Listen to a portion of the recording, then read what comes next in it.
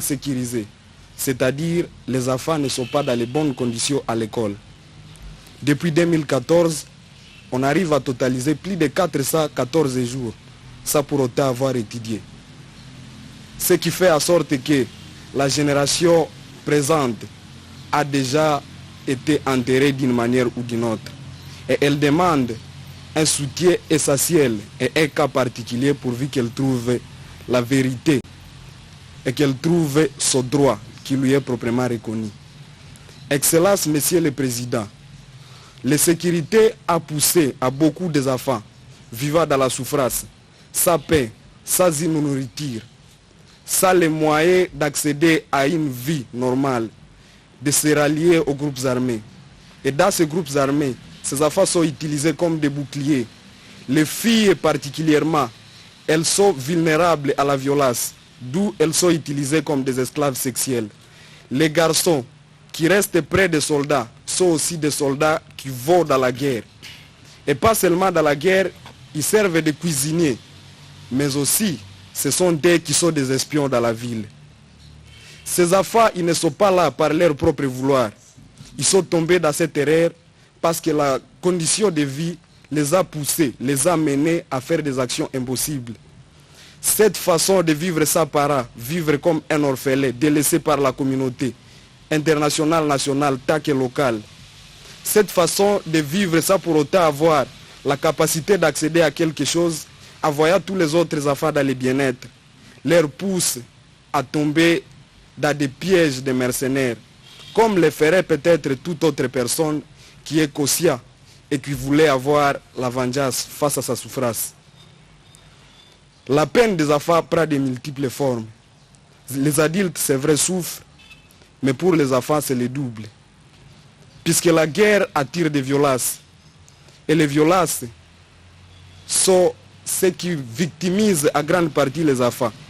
Les 16 formes de violence dont parle la communauté internationale sont visibles et tangibles ici dans la ville de Beni. Je ne sais pas quoi dire pour pouvoir vous signifier la souffrance des enfants d'ici, à Beni. Et la grande réponse à notre prière serait la venue de la paix.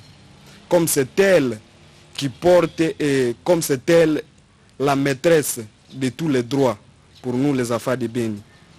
En particulier, on vous prierait de bien pouvoir prendre à charge, prendre à priorité la situation de Beni avant toute autre situation, vu son état de fait et vu les souffrances qui se vivent dans cette région du jour au jour. Monsieur le Président, je vous supplie de bien vouloir agréer la majorité des paroles des enfants de Beni et de bien vouloir accompagner le fait que les enfants de Beni ont passé 8 jours et nuits priant que leurs rêves soient une réalité, de bien vouloir les remettre dans une route où ils pourront continuer en espérant avoir une vie paisible et en espérant vivre dans la réalité des faits. Monsieur le Président, à vos honneurs, je vous remercie pour nous avoir attendus.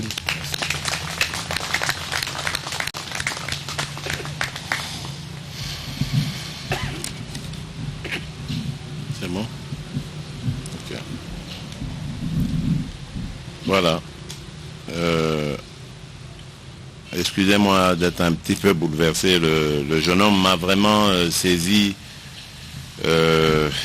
émotionnellement. Et je voudrais le remercier en tout cas et lui dire mon fils, je ne vous abandonnerai jamais. Vous devez le savoir. Bien. D'abord, permettez-moi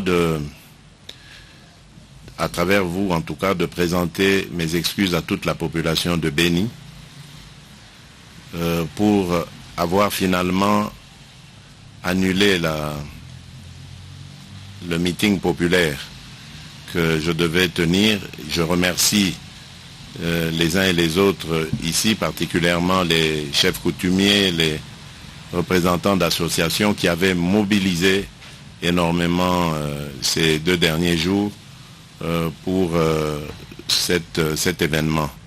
Mais comme vous le savez, il y a quelques jours, j'ai adressé à la nation un message à propos de la recrudescence de la pandémie de Covid qui fait des victimes en grand nombre dans notre pays. La troisième vague est beaucoup plus virulente que les deux précédentes.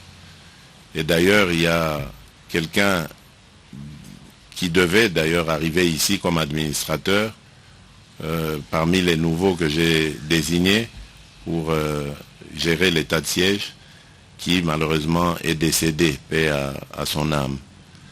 Et même parmi mes collaborateurs aussi, malheureusement, j'ai perdu le coordonnateur de la cellule climat des affaires que j'avais créée au niveau de la présidence, qui est décédé aussi de Covid, paix à son âme.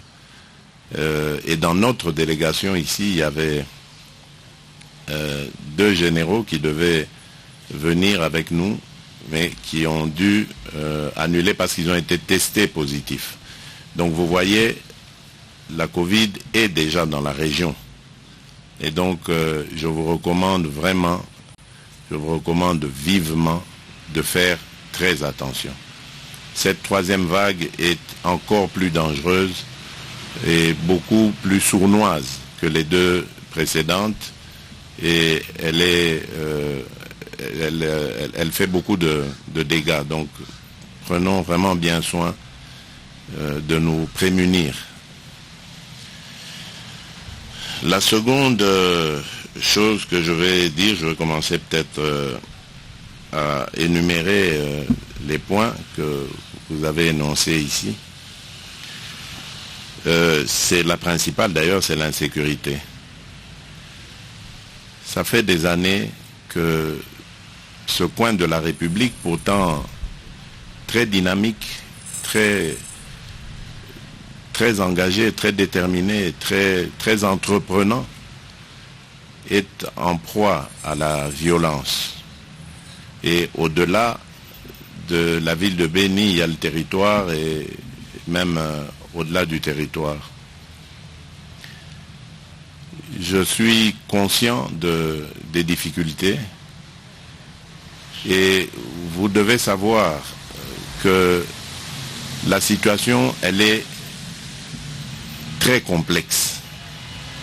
Donc c'est-à-dire que nous n'avons pas affaire ici à un camp, un groupe visible, positionné en face de nous et que nous devons absolument attaquer, éliminer.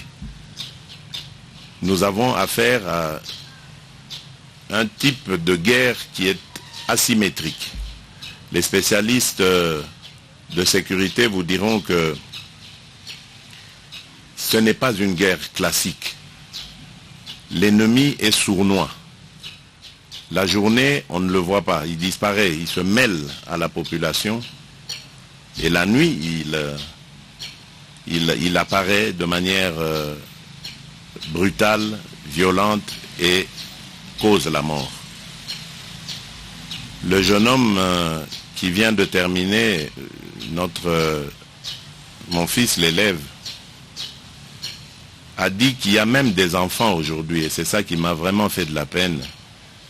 Des enfants devenus orphelins, abandonnés, qui sont récupérés par ces groupes, utilisés parce qu'ils n'ont pas d'autre choix, et réinsérés dans la société comme indicateurs, comme espions, pour donner des positions, des informations qui vont servir aux adultes à venir causer la mort. C'est compliqué, mais en tant que responsable de ce pays, de cette armée, je peux vous dire que ça ne va pas du tout me décourager. Ma détermination s'en trouve encore d'ailleurs plus décuplée, parce que je vais en finir avec ces gens qui sont doublement criminels. Parce qu'ils ne se contentent pas seulement de donner la mort, mais en plus ils sont en train de détruire des générations entières de Congolaises et de Congolais qui doivent servir cette nation demain. Et ça, c'est inadmissible. Nous utiliserons tout ce qu'il faut comme moyen pour éradiquer ce cancer. Vous avez vu tout à l'heure, j'ai réuni les responsables militaires, les responsables de sécurité. Nous avons discuté. Évidemment, je ne vais pas vous faire le compte rendu de nos discussions parce qu'il y a eu beaucoup de stratégies et de tactiques. Je peux vous garantir que nos forces armées vont monter en puissance de plus en plus.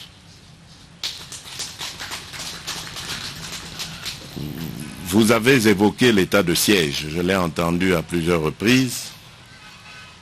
L'état de siège, rassurez-vous, n'a pas été décidé pour vous embêter. Loin de là. À un moment donné, il fallait une prise en main musclée, telle que seuls les militaires sont capables de le démontrer. Votre gouverneur, que je vois ici, qui est un homme que j'apprécie énormément et dont j'appréciais d'ailleurs le travail, il le sait. À chaque fois que je le recevais à Kinshasa, je le lui disais. Il avait mes encouragements. Votre gouverneur, disais-je, n'a pas été désavoué. Loin de là. D'ailleurs, dès que l'état de siège prend fin, et j'espère le plus tôt possible, il sera réhabilité. Sans aucun problème.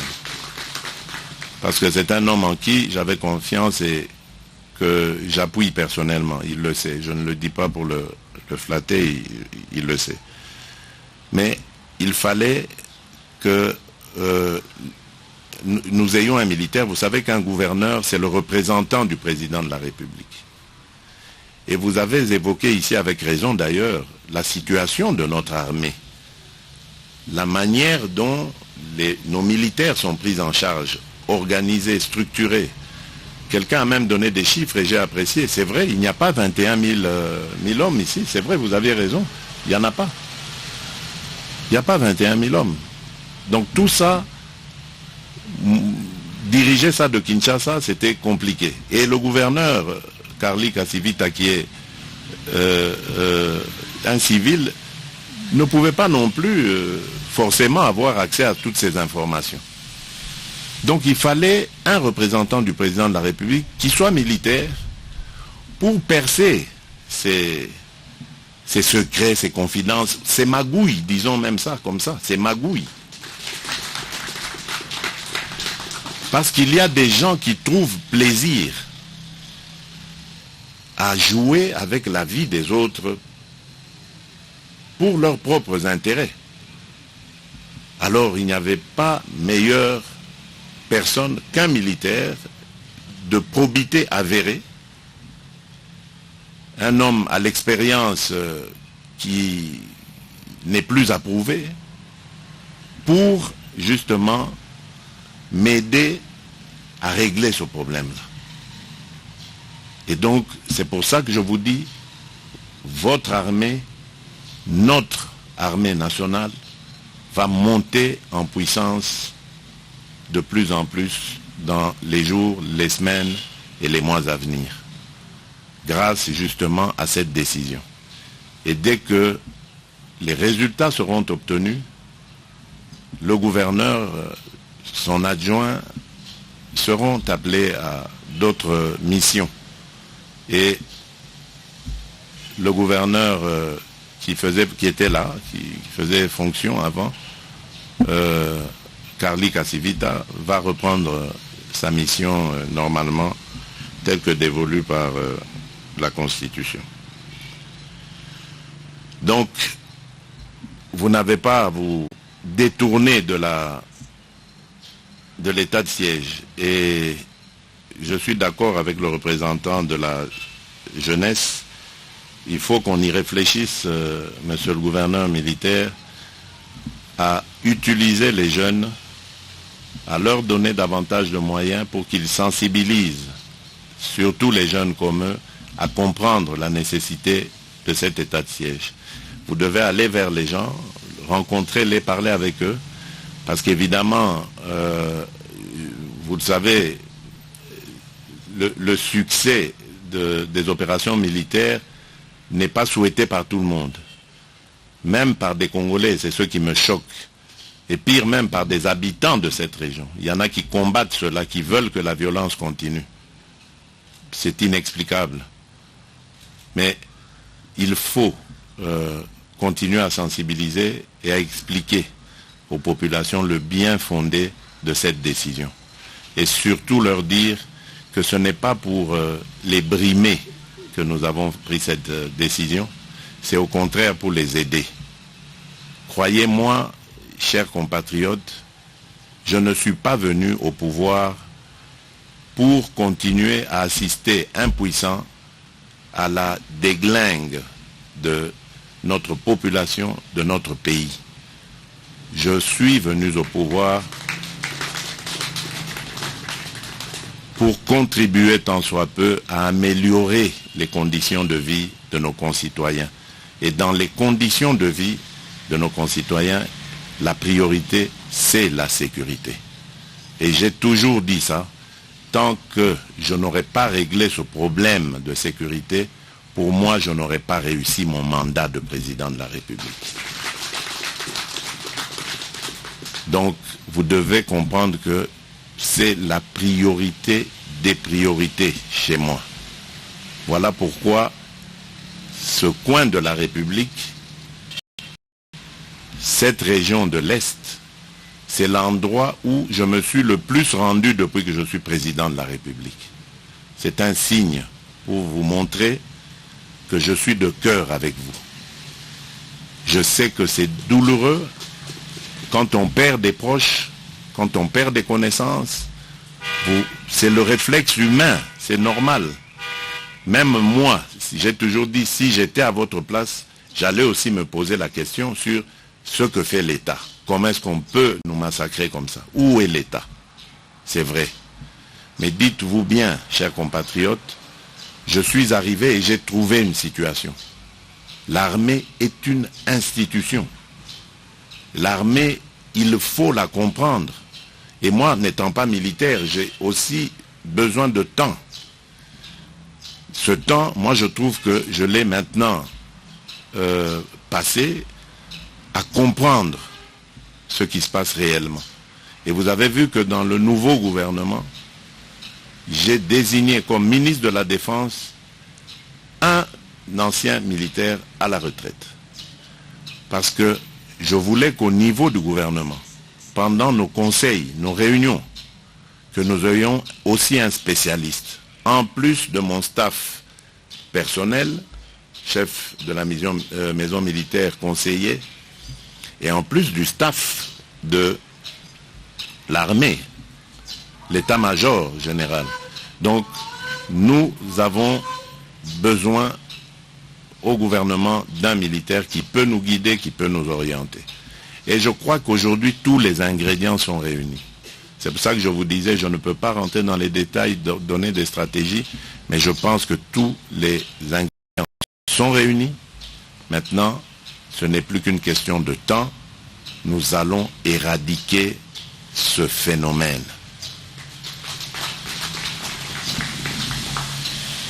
Vous avez fait allusion à ma rencontre hier avec mon homologue ougandais.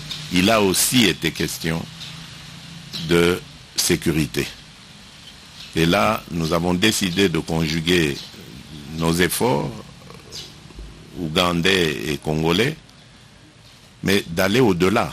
Et ce n'est même pas une demande venue de moi, mais du président ougandais lui-même, qui a dit élargissons même cette collaboration à toute la région. Donc tous les pays de la région. Et ceux venus de loin aussi, et j'en profite là pour rendre hommage à nos frères sud-africains, malawites et tanzaniens qui ne sont pas à côté ici, mais qui ont envoyé des forces dans ce qu'on appelle la FIB la brigade d'intervention rapide.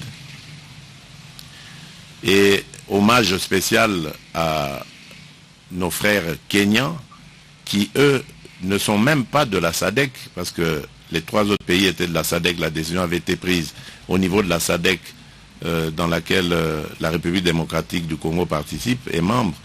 Mais là, le Kenya a pris aussi soin de répondre présent à l'appel que la communauté internationale avait lancé pour renforcer la FIB, renforcer les forces nationales, les FRDC, et aider à éradiquer tous ces phénomènes de groupes armés.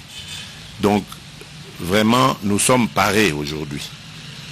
Nous sommes parés pour nous attaquer de manière radicale et efficace à cette gangrène qui est les ADF. Et je profite de l'occasion parce que vous représentez le peuple de Béni pour vous demander vraiment avec insistance de collaborer avec les forces armées et les forces de la police. Ne doutez pas d'elles. Ne vous méfiez pas d'elles. C'est vrai que par le passé, il y a peut-être eu des fautes. Mais aujourd'hui, notre devoir a été de réparer ces failles qui les ont poussés à la faute, pour leur permettre de ne s'occuper que de leur mission. C'est parce qu'on les abandonne, quelqu'un l'a dit ici avec raison d'ailleurs. C'est parce qu'on les abandonne, on les néglige. Et ce sont des êtres humains. Vous les mettez dans des conditions difficiles. Mais ventre affamé n'a point d'oreille, dit-on. Comment voulez-vous leur exiger le maximum de rendement? Ce n'est pas possible. Donc nous veillerons à cela, et c'est pour ça encore, je parlais d'état de siège, de la désignation d'un militaire à la tête de la province, c'est pour ça. Parce que lui, il sera chargé de cela, d'être au courant de tout ça, et de me tenir au courant, parce que c'est le représentant personnel et direct du chef de l'État ici. Voilà pourquoi j'ai militarisé un peu la gestion de la province. Vous allez m'en excuser, c'était assez brutal, mais c'est un mal pour un bien. Parce que le but recherché, c'est votre sécurité, votre bien-être. Et croyez-moi, je suis votre premier partenaire pour ça. Croyez-le. Alors, le deuxième phénomène là-dedans, toujours dans la sécurité, ce sont les groupes armés locaux, composés de nos compatriotes, qui, pour aussi des raisons de désespoir, des raisons de manque de visibilité, manque de débouchés, pensent que les groupes armés, c'est la solution. Ce n'est pas la solution. Parce que finalement, dans les groupes armés aussi, on n'a pas de débouché autre que celui de faire du tort, de prendre des biens, des biens qui ne vous appartiennent pas, de faire d'user de son pouvoir que l'on détient au bout du fusil pour se faire le droit sur les autres semblables, les autres individus. Ce n'est pas une solution. Et voilà pourquoi je peux vous garantir que le processus DDR sera mis en marche très bientôt. Normalement cette semaine, malheureusement je ne suis pas à Kinshasa, mais il était question que les animateurs soient désignés. Et la bonne nouvelle ici, c'est que nous avons déjà pour commencer, nous disposons déjà d'un montant de 50 millions de dollars, œuvre de la Banque mondiale, pour mettre en place une politique convenable. Et plus cette politique va marcher, plus nous aurons encore des moyens, parce que les promesses sont là, les engagements aussi, pour notre politique.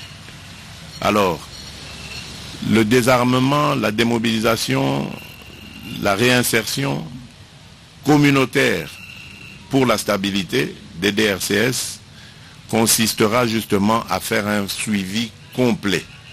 À partir du moment où le rendu ce signal jusqu'au moment où on va le réinsérer dans la société. Je sais qu'il va y avoir peut-être des problèmes. Il y a des gens qui vont reconnaître leurs anciens bourreaux, des victimes qui vont reconnaître leurs anciens bourreaux, sûrement. Mais faites confiance à l'État. Nous serons là pour voir si nous n'allons pas, et je crois d'ailleurs que c'est ce que nous ferons, instituer une justice transitionnelle pour permettre justement de réparer ces blessures et de favoriser une réinsertion. Je sais que c'est difficile, mais il faut que notre pays avance. Et pour que notre pays avance, il faut à un moment donné tirer un trait sur tout le passé sale et déshonorant que nous avons vécu et regarder dans une nouvelle direction, ensemble et unis. Ce n'est que construire notre pays. Et moi j'apprécie énormément cette partie de la République parce que je suis sûr que si on vous met dans les meilleures conditions, vous allez être les meilleurs au niveau des performances économiques. Parce que malgré les difficultés énormes que vous traversez, mais vous m'épatez par les exploits, les performances que je vois à chaque fois que je viens dans cette partie de la République. C'est vraiment admirable, ça fait plaisir à voir.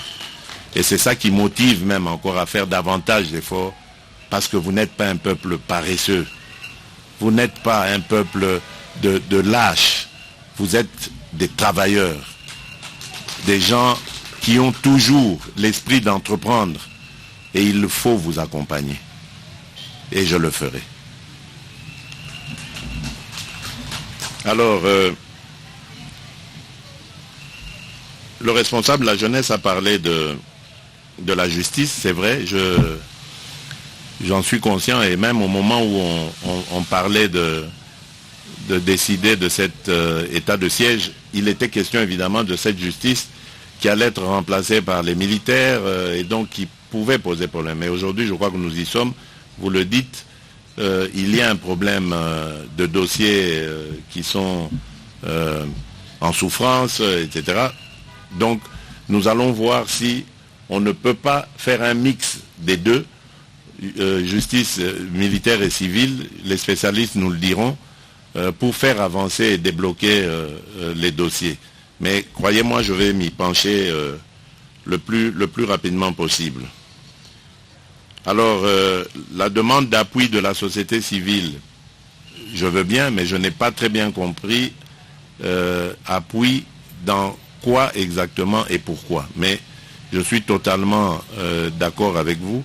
Moi, j'ai besoin de la société civile pour m'aider à passer des messages à la population, m'aider à faire comprendre au peuple de Béni qu'ils ne sont pas seuls dans leur souffrance et m'aider à les organiser davantage dans cette situation de difficulté, mais les organiser afin qu'ils continuent à aller de l'avant. J'ai été heureux d'apprendre que depuis 2020, normalement, il n'y a pas eu d'exaction ici.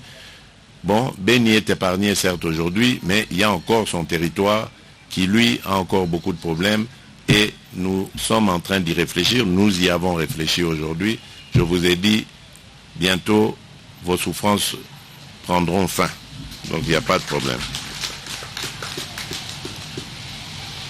Alors, développement des infrastructures, mais bien sûr, si j'ai été à Cassine d'hier, c'était pour ça.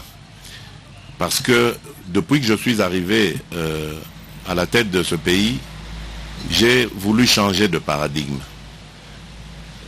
J'ai été au Rwanda, j'ai été en Ouganda, j'ai été au Burundi, des pays qui hier étaient considérés comme des ennemis, on va dire, par les Congolais, des gens à ne pas fréquenter. Mais moi, j'ai été les voir pour dire nous sommes frères. Nous n'avons pas choisi d'être voisins, c'est Dieu qui nous a placés là. et nous allons être voisins à vie. Alors, pourquoi nous haïr? Pourquoi laisser à nos enfants, à nos petits-enfants et nos arrière-petits-enfants qui vont naître sans haine?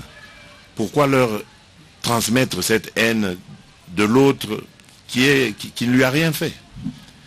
Donc, nous avons passé des années à nous détester, à nous faire la guerre, à nous déstabiliser. Regardons un peu les choses autrement. Construisons des ponts entre nous et bâtissons ensemble pour voir maintenant aussi ce que ça va donner. Parce que la guerre, la haine n'a rien donné. Maintenant, faisons la paix et l'amour et voyons ce que ça va donner. Et là, je suis sûr qu'on aura des résultats. Voilà pourquoi moi j'ai voulu rassurer et tendre la main à nos frères rwandais, ougandais, burundais, pour leur dire que c'est terminé cette vie-là. Nous sommes condamnés à être ensemble. Et d'entrée de jeu, j'avais fait la demande à la East African Community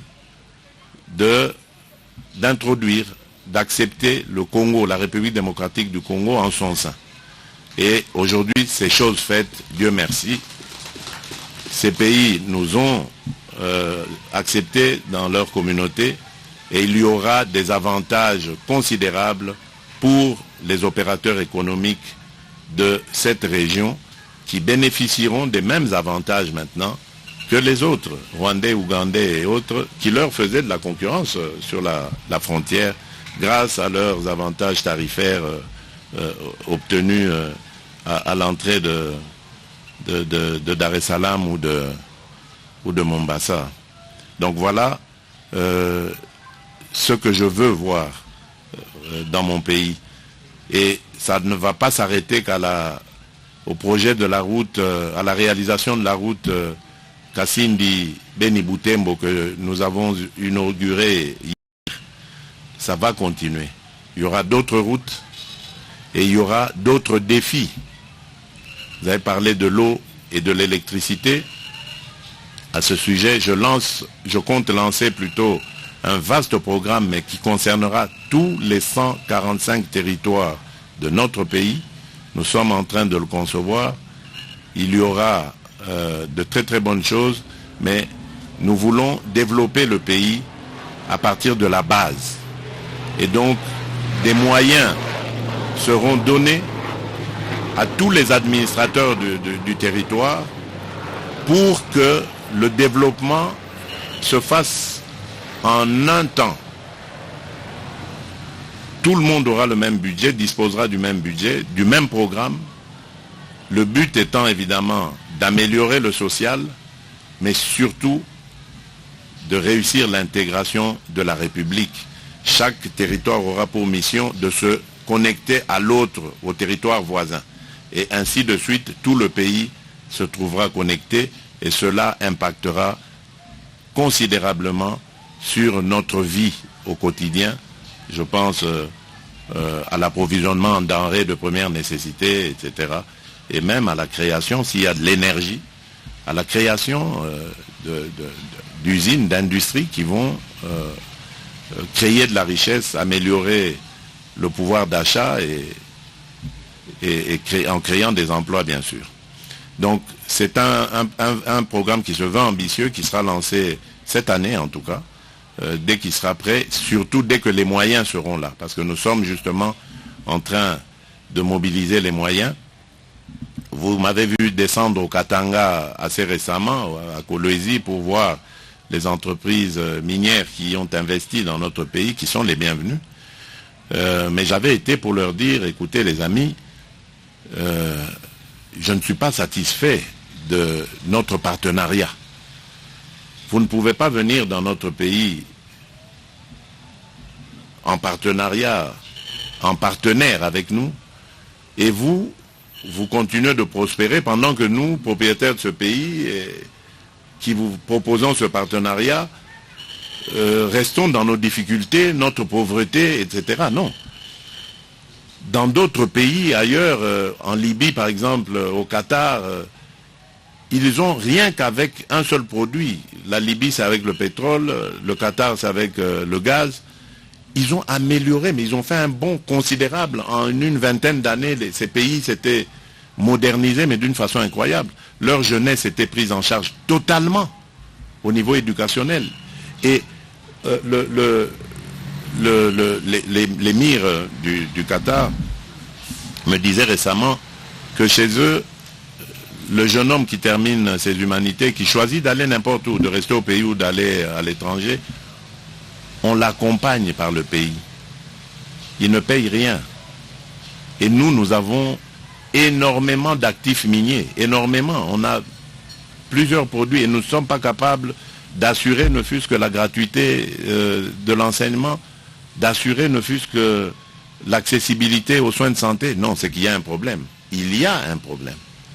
Et c'est pour ça que j'ai dit aux amis investisseurs, j'ai dit, ça ne se passera pas comme ça. On doit tout revoir. Vous gagnez, nous gagnons. Voilà. Et c'est comme ça que nous allons reconstruire notre pays. Voilà, lorsque ce programme sera prêt, je le lancerai, vous serez au courant. Et je veux le lancer à partir de tous les territoires de la République. Et comme ça, après moi, mon successeur viendra et continuera là où je me serai arrêté, où se sera arrêté le développement. Donc voilà comment nous allons évoluer et je compte sur vous, sur votre accompagnement pour cela. Oui, quelqu'un a parlé d'audit des opérations. D'accord, totalement d'accord. Soukola, les opérations Soukola 1 et 2. 1 et 2. Bien sûr, il faut faire un audit.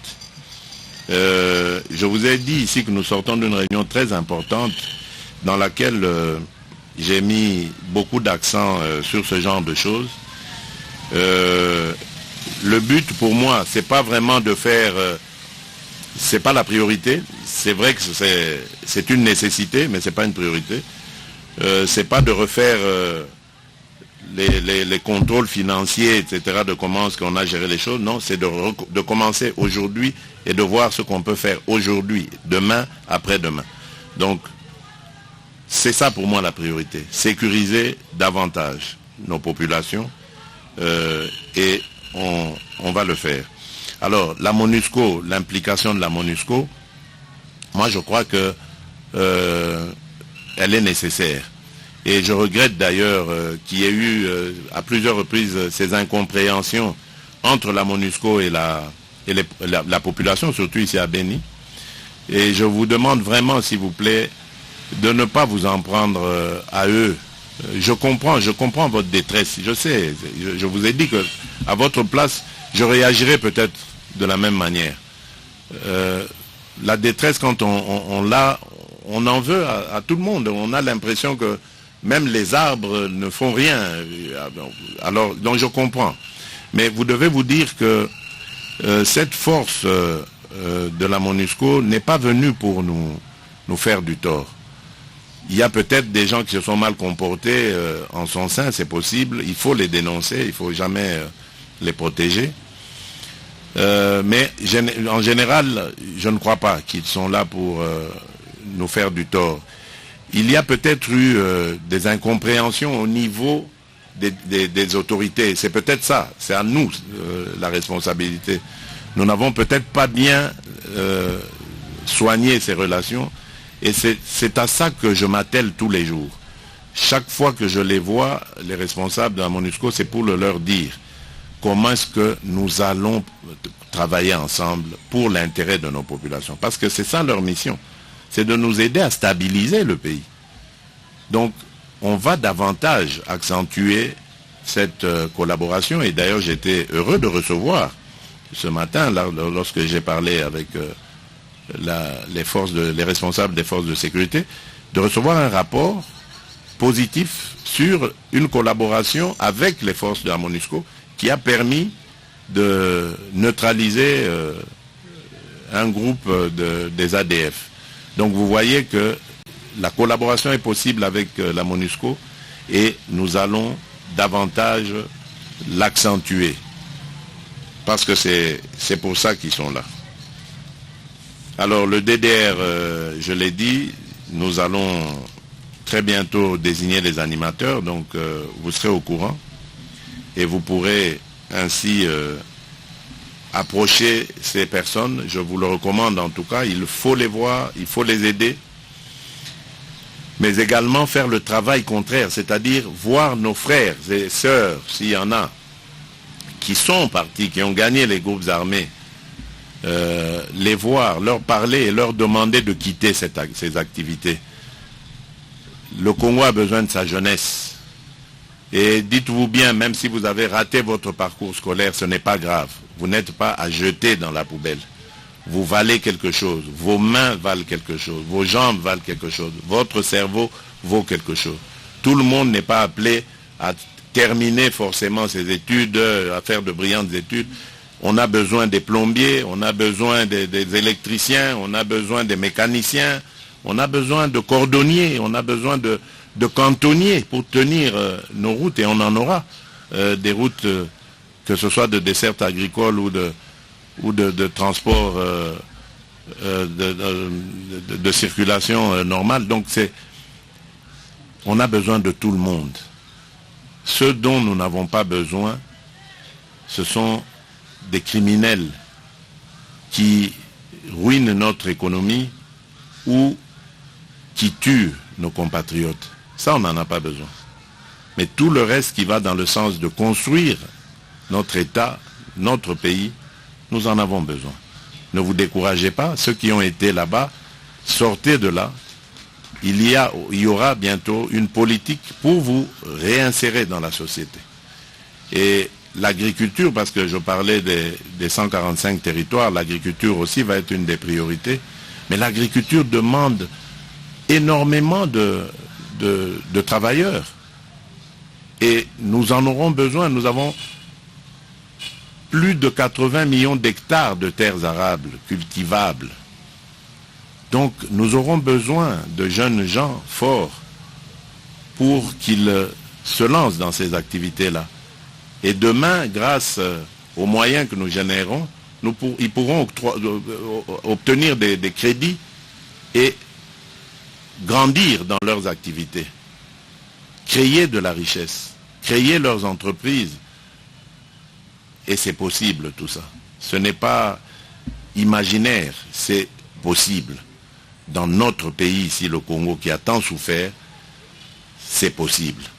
Les gens pensent que nous sommes condamnés à demeurer pauvres, malheureux, dans l'insécurité. Non, c'est une question de volonté.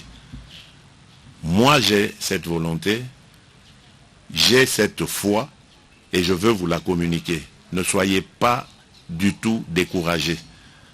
La vie continue, nous devons nous accrocher à cette vie, surtout nous donner la main.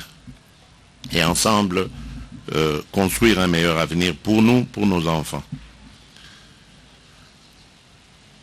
Alors, oui, je vois aussi, je reviens un peu en arrière dans les échanges avec l'Ouganda.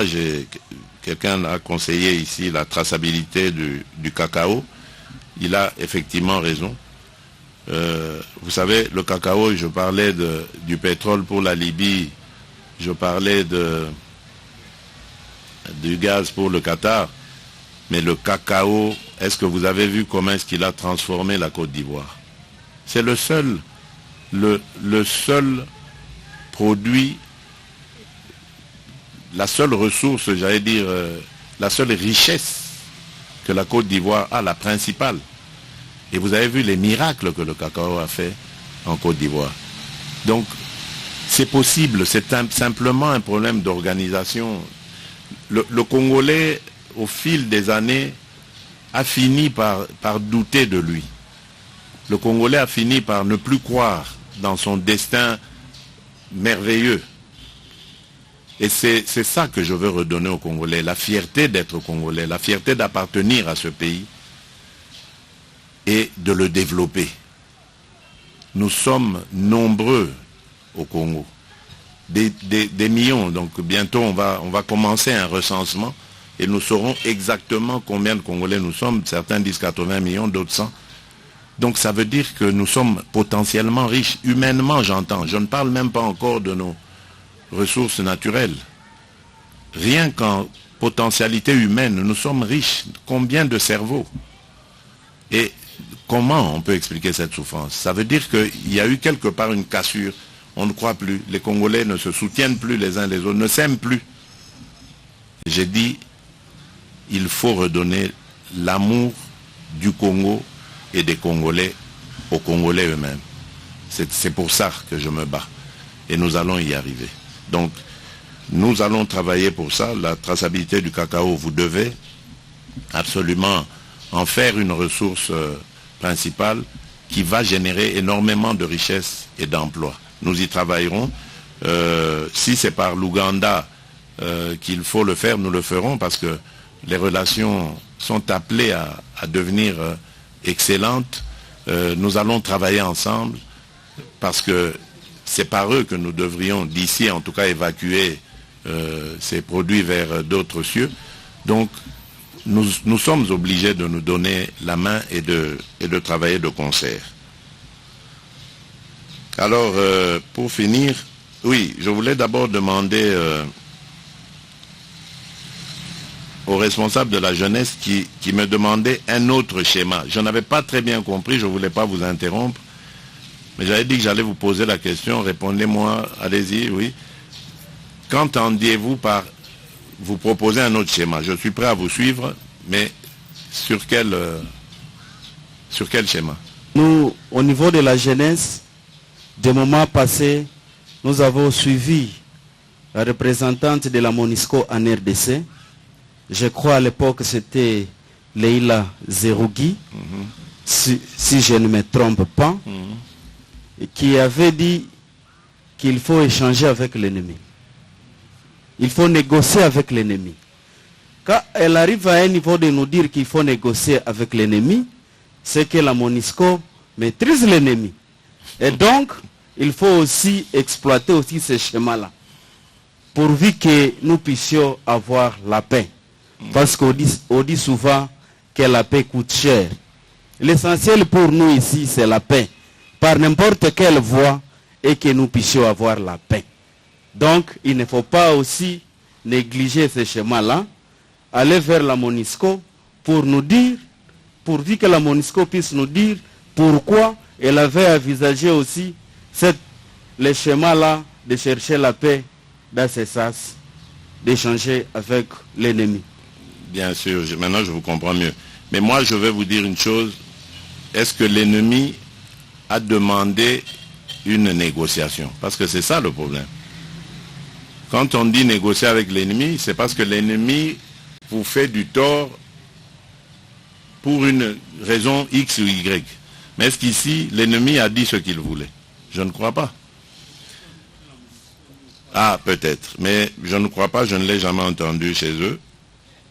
Et donc je me dis, comment négocier avec quelqu'un qui vous tue? Non, il faut d'abord lui montrer que vous avez du répondant. Et si en le contrant, vous commencez aussi à lui faire du tort, ce sera à lui de demander maintenant de discuter. Alors peut-être là, on peut voir. Parce que nous n'avons rien fait à ces gens-là. Alors, au nom de quoi nous on va négocier? En plus des massacres qu'ils occasionnent dans nos rangs. Non. Je crois que nous devons d'abord leur montrer de quoi nous sommes capables et on verra. Alors, je voudrais terminer par mon ami. Viens, mon fils, viens. Toi qui avais parlé, je suis très fier de toi. Rappelle-moi ton nom. Katia Muhiwa. Comment? Jason. Oui. Jason, je suis très fier de toi. Merci. Tu as tenu des propos sans notes. Tu les as déroulés comme un enregistreur. Vraiment, tu es un garçon intelligent. Et je peux te promettre, mon fils, que je ne vous abandonnerai jamais. Vraiment, merci. Tu as failli vraiment me faire pleurer tout à l'heure parce que je n'ai jamais entendu cette version-là. Et aujourd'hui, j'ai même changé mes propos parce que j'allais vous dire, le discours que quand j'avais demandé à vous voir, j'allais dire, dites aux adultes qui vous manipulent, qu'ils arrêtent de vous manipuler, je compte sur vous, je veux vous protéger. Mais c'est pas ça. Donc j'oublie, j'enlève ce discours. Parce que je comprends que c'est votre souffrance en fait. Vous n'êtes pas manipulé, c'est votre souffrance, vous la vivez. Vous, les élèves. Et nous n'avons pas le droit de vous regarder comme ça sans rien faire. Donc dites à vos camarades, le président a entendu vos pleurs. Et je sais que la principale de vos revendications, c'est la sécurité. Je vous ai dit ce qu'on va faire pour la sécurité. L'autre, c'est les conditions, vous l'avez dit, d'études. Et malheureusement, il y en a parmi vos camarades qui ont perdu leurs parents. Je le sais. J'ai reçu récemment d'ailleurs une délégation de Beni et Butembo à Kinshasa qui m'avait parlé de ce côté macabre des enfants qui avaient perdu leurs parents et qui ne savaient plus aller à l'école. Il y en avait un qui parlait de son ami qui ne savait plus aller, qui n'avait plus de moyens pour aller à l'école. Donc ça j'ai compris et je crois que la réponse ce sera la gratuité de l'enseignement que nous sommes en train de mettre en place de manière déterminante. Ça marchera parce que nous avons aujourd'hui un ministre qui est vraiment impliqué là-dedans à matérialiser cela et je suis sûr que ça marchera. Donc tes camarades vont pouvoir aller à l'école. En tout cas, ils pourront y aller gratuitement parce que l'État doit les prendre en charge. Merci. L'autre problème que tu poses, c'est aussi celui de la qualité de l'enseignement. Jason, tu as dit, vous avez perdu des mois et des mois. C'est vrai. Cela s'est peut-être ressenti sur votre qualité. Ça, je vais réfléchir. Nous allons réfléchir avec les spécialistes pour voir comment, dans les zones de conflit, dans les zones où la violence a empêché nos enfants d'aller à l'école, comment est-ce qu'on peut avoir des programmes spéciaux de rattrapage ou de remise à niveau pour leur permettre de ne pas avoir du retard sur les autres enfants de la République. En tout cas, j'ai vraiment envie de vous dire que je ne vous abandonnerai pas. Merci. Soyez forts, je vous protégerai. Dites-le à vos amis, à vos camarades, il n'y a pas de problème. Merci, papa. Merci Jason, merci beaucoup. Et pour finir, ça c'est juste un flash que je vais remettre à votre protocole. D'accord. Je vous prierai chaque soir avant de dormir de bien vouloir regarder ce qui est. C'est juste une version noble de la souffrance des enfants lorsqu'ils vous attendaient et leur discours à préparer comment ils devraient vous rencontrer. Puisque ça nous a coûté cher de bien vouloir veiller à ce que cette paix arrive, à telle enseigne que certains parmi nous ont subi des blessures graves qui étaient poussées par peut-être les militaires de l'État et les gouverneurs. Il y a la sœur là-bas qui n'a plus les bras droits, qui n'a plus la possibilité peut-être d'écrire. Mais nous vous prierons à chaque fois que vous allez travailler sur cette question de sécurité, de bien vouloir ne pas laisser son bras se faire casser pour rien, de bien vouloir ne pas laisser nos 8 jours et nos 8 nuits ne pas se faire passer pour rien, de bien vouloir faire en sorte que les fouets que nous avons reçus, que la prison que nous avons subie, que l'injustice qui a été commise envers nous ne soit pas seulement là pour déplaire la population, mais que ça soit aussi votre motivation pourvu que la paix revienne chez nous. C'est le besoin primordial, la paix. Merci Jason. Merci Papa Président. Jason, merci beaucoup. Merci. Et je vais vraiment vous demander, au nom de ceux qui vous ont fait autant de mal, je vous demande pardon. Merci. Vraiment pardon du fond du cœur.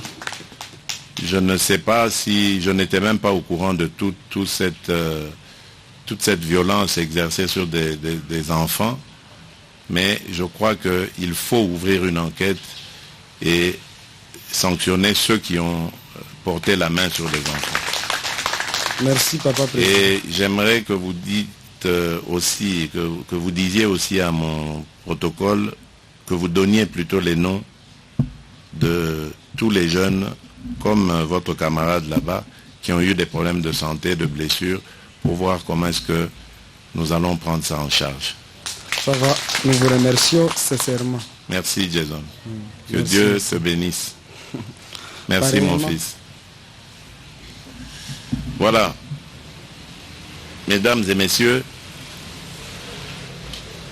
je pense avoir fait le tour de toute la question de mon séjour ici.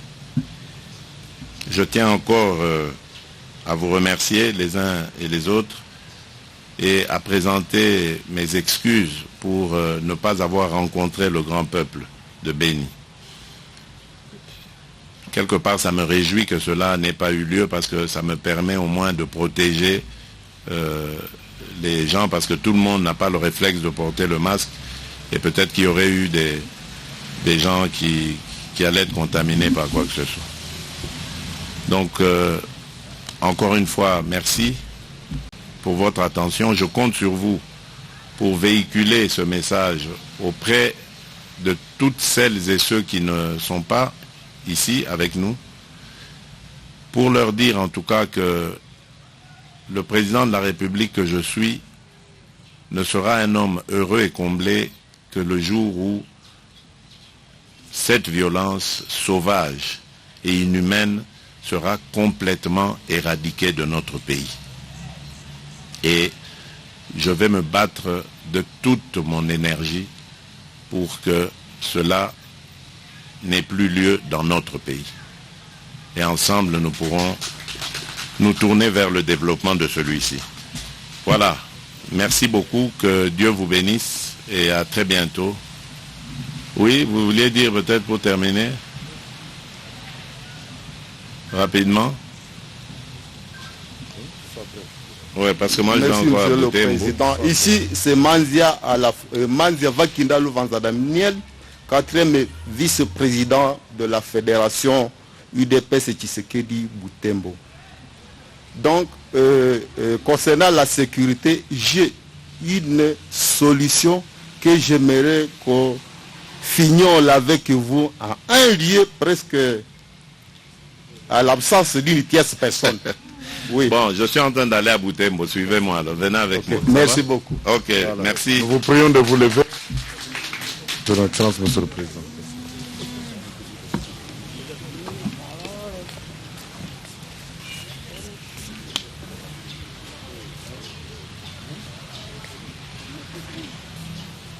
Quand il y a Voilà. Jason qui est le président du Parlement des élèves de Béni, qui, avec beaucoup de courage, a restitué ce qui s'était passé au moment où ils ont décidé d'investir la mairie pour faire entendre leur voix.